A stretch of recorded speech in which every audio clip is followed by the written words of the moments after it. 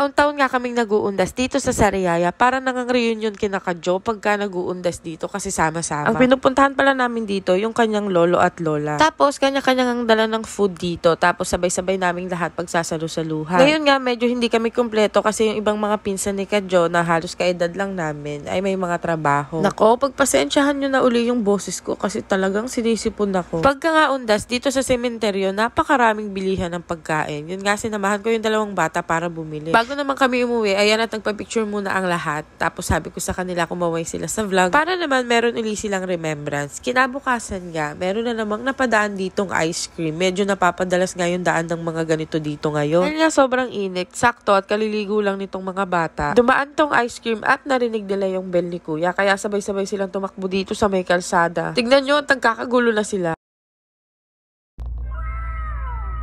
Hindi pa rin nga tapos mamili yung mga bata dito. Nakawang cute. Fast forward nga at nagkayayaan silang magluto ng habhab para sa aming merienda. Hindi ko nga na-video kasi nga tinatamad ako. Char!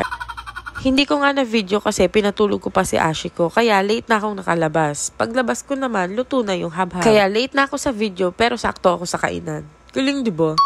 Yan nga yung habhab, inalis na sa apoy para hindi masunog yung pinakailalim niya. At dahil dyan, let's eat!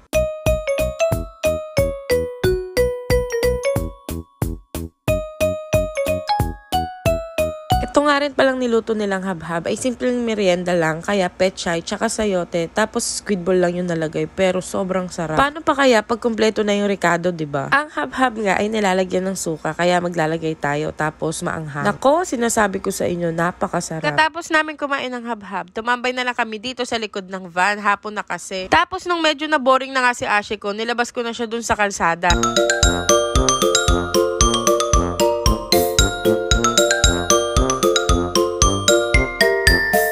Pumasok na nga rin kami kagad sa loob kasi pagod na si Ashiko. Sakto nakita ko nga na maaraw na dito sa may kalsada. Nung una kasi medyo makulimlim. Kaya niyaya ko tong kapatid ni Kadjo na bumalik dito sa kalsada at sabi ko ay bibidyohan ko uli sila kasi maganda nga pagka natatamaan ng araw.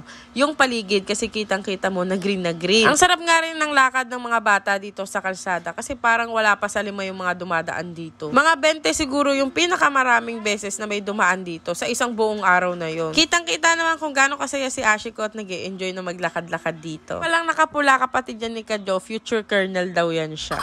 Dahil nga rin nandito ako sa kalsada, na-appreciate ko na naman tong paligid ko. Napakaganda. Tiling green pala yung mga nakatanim dyan. Tignan nyo at sobrang dami. Sunset pala ang favorite kong time of the day. Kasi naman, sobrang relaxing yung oras na yon. Tapos, ang lamig. Hindi pa siya madilim. Tapos, hindi rin siya mainit. Tapos, sobrang ganda ng araw. Pwede nga pang music video si Ashiko, diba?